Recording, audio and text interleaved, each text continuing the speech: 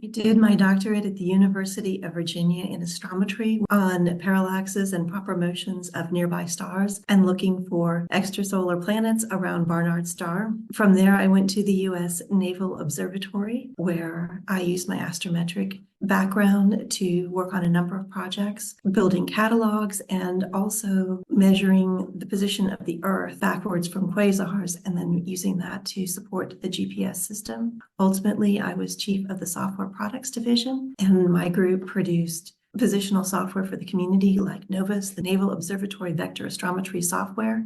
It's also used to produce the Astronomical Almanac. And in doing this, I learned to support celestial navigation. I spent several summers at sea teaching Coast Guard cadets how to navigate by the stars. My other passion is for the history of astronomy and understanding the culture and climate in which we do our work. As such, I am currently chair of the AAS Working Group on the Preservation of Astronomical Heritage, and I use ADS both for my historic work and for my science.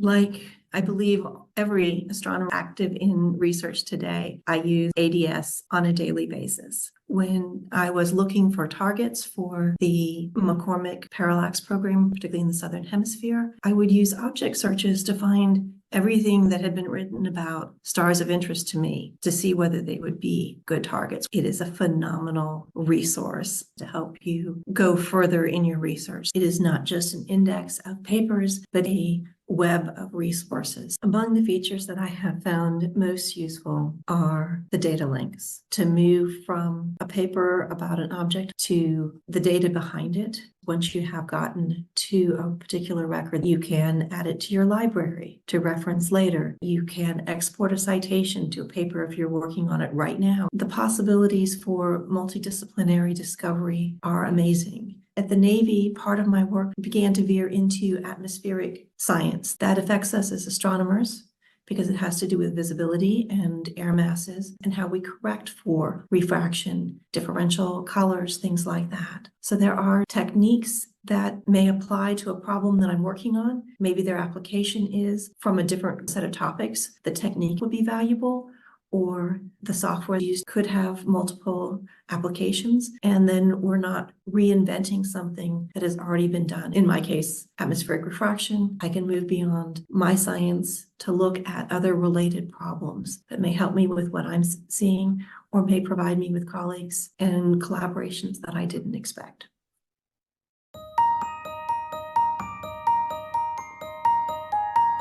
My formal title is Project Scientist for Astrophysics, which I have been told bluntly translates to Don't Break ADS. NASA ADS is expanding from the astronomy-focused resource that we have known and loved for most of our careers into a much broader digital library that serves heliophysics, planetary science, and earth science. And as it does that, we also want to make sure that it does not lose its value to the astronomical community. It is my job to be the watchdog for astronomy and ensure that as this expansion takes place, we don't lose the astronomy users at the core, that we continue to provide them the services that they expect and deserve. The ADS team is dedicated to maintaining that level of service.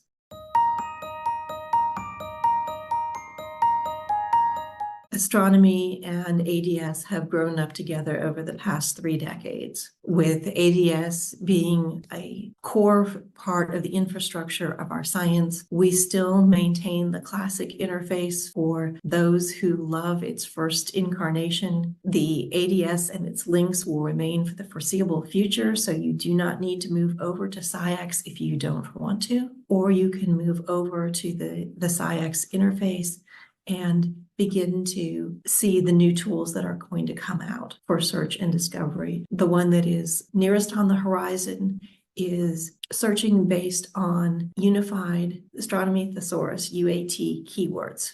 We're using machine learning and artificial intelligence to assign a more rich series of keywords than the ones that were originally assigned by the authors and the publishers. That will be available in the SciX interface. If you choose to remain with the ADS search, you will start to see a lot of results coming back if you just do an author search, particularly if you're searching on a common name. In that case, you may wish to restrict your searching to the astronomy collection. You may wish to use relevance instead of year of publication to order your results. And those things will help you find the most relevant results in this much broader array of papers that are available. As we begin to welcome new users to SciX, we are committing ourselves to revitalizing our user support tools, rewriting help pages, adding audio and video tools, reaching out more on social media platforms to communicate with users about new features. For instance, in planetary science, we're adding a set of features to search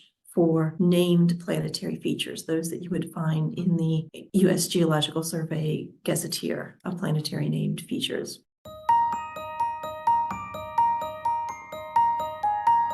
There are scientists and librarians and curators making decisions about the content and about the connections within its web of knowledge. There are people who decide what acronyms, what pseudonyms, what synonyms are available for search and discovery. There are people who answer your questions when you come to us and say, why are these references missing? Why is this paper not included? How do I find something by a person whose name has changed? That domain knowledge has been very strong in astronomy, and we have all benefited from it over the years. As we move into the SciX expansion, we're going to need the same sort of knowledge in multiple disciplines. While I am the project scientist for astronomy and astrophysics, Dr. Stephanie Jarmack is the project scientist for planetary science.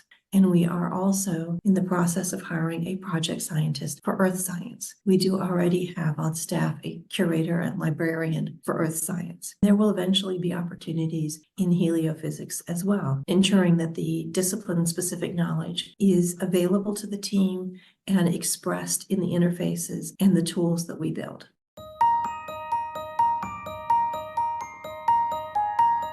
The strength of ADS has been, and the strength of SciX will be, the people involved, an active collaboration between the development team, the scientists who are building infrastructure for scientists, and the users who rely on this resource. You can reach me via my email on the website, or I receive the help emails.